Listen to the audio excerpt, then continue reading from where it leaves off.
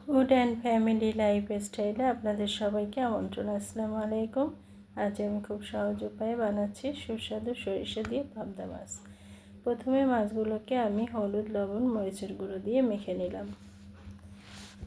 এবার আমি কড়াইতে তেল গরম করে মাছগুলো হালকা করে ভেজে নেব।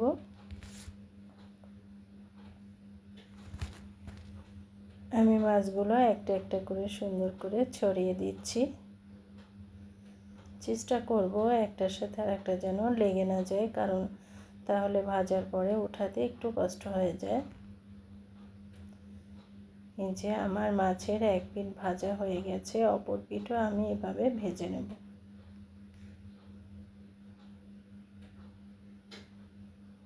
দেখুন একজন আরেকজনকে কিভাবে জড়িয়ে ধরে রেখেছে, মনে হচ্ছে কেউ কাউকে ছাড়তে চাচ্ছে না। এবার আমি ভাজা মাছগুলোকে উঠিয়ে নিচ্ছি।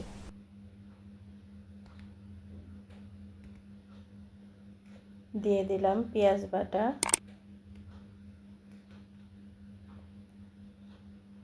বাটা, রসুন বাটা। এটা ভালো করে ভেজে নেব যাতে কাঁচা গন্ধটা না থাকে। একটু পানি দিচ্ছি যাতে পুড়ে না যায়।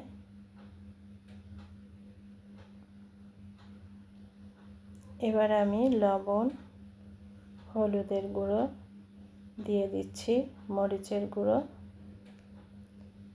আর ভাজা জিরের গুঁড়ো।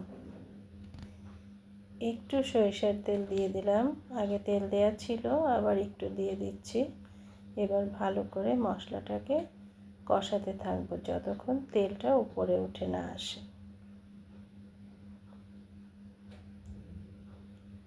আবার একটু পানি দিয়ে দিলাম। অনেকক্ষণ কষানো হয়ে গেছে, তেলও উপরে উঠে এসেছে।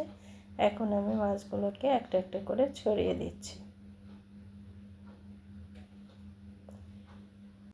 সরিষা, কালো সরিষা, সাদা সরিষা, কাঁচামরিচ আর লবণ দিয়ে একটা পেস্ট বানিয়ে এবার আমি মাছের উপরে ছড়িয়ে দিচ্ছি।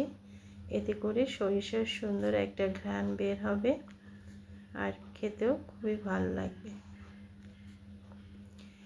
আর সরিষাটা বাটার সময় একটু কাঁচামরিচ, লবণ দিয়ে বাটবেন, তাহলে একটু তিতা ভাব লাগবে না। আমি তো এভাবেই বেটে দেই, কোনো তিতা ভাব লাগে না।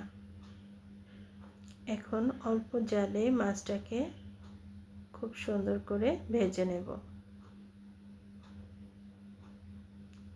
সরিষা বাটা ঝোলের সাথে ভালো করে মিশিয়ে দিচ্ছি।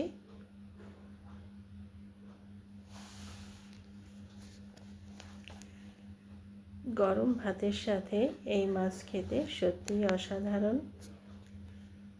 আমার আজকের সহজ রান্নাটা যদি আপনাদের ভালো লাগে তাহলে লাইক, কমেন্ট এবং শেয়ার করতে ভুলবেন না। আর এই ধরনের নিত্য নতুন রেসিপি পেতে আমার পাশে থাকবেন। সবাই ভালো থাকেন। ধন্যবাদ।